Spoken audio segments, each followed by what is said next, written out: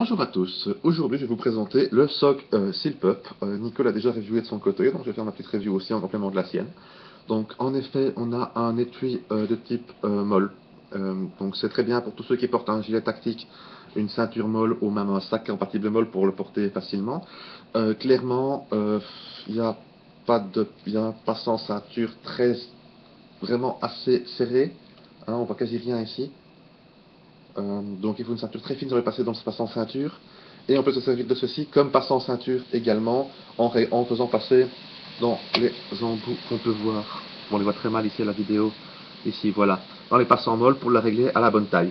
Cependant, c'est importable en concealed carry dans cette configuration-ci. D'où de nouveau l'intérêt, vu que c'est un très bon couteau, de passer sur un fourreau custom Kydex ou équivalent pour le porter donc en concealed carry ou dans des positions plus spécifiques.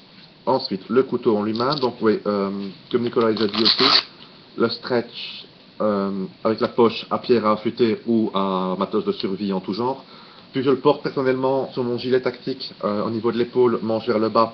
La poche, j'ai pas trop confiance pour ce que je mets dedans parce que elle est pas, enfin on peut la serrer un peu plus, mais il reste du jeu dedans, on risque de perdre des pièces, donc ça peut être embêtant.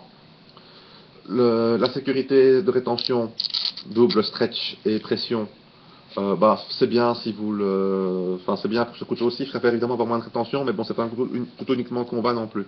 Alors ensuite, le manche, les formes de doigts sont présentées dessus pour vous permettre une meilleure grip. Le petit souci, c'est qu'on ne sait pas le tenir tranchant vers soi. Ça devient très inconfortable pour le tenir comme ceci, ou en reverse grip comme ceci pour ceux qui font du fluorofighting system par exemple. Donc obligatoirement tranchant vers l'extérieur. L'accroche doit être suffisante. Sur le sur le dos du tranchant complet, on peut voir ici des antidérapants, surtout de la lame. Donc c'est assez pratique aussi.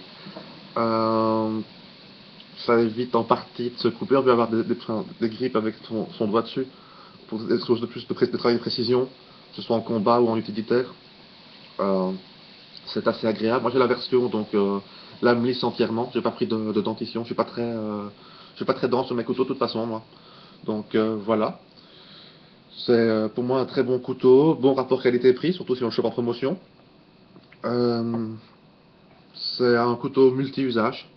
Alors en revanche aussi ce qu'on peut voir sur le fourreau, ici, donc c'est qu'il y a quatre petits trous qui permettent soit de passer de la paracorde ou d'autres choses équivalentes, qui permettent en fait de changer soit la posture de port du couteau, soit de rajouter bêtement de la paracorde tout autour du fourreau pour avoir un rouleau de paracorde déjà enfin, en partie disponible et ça protège un peu plus votre couteau.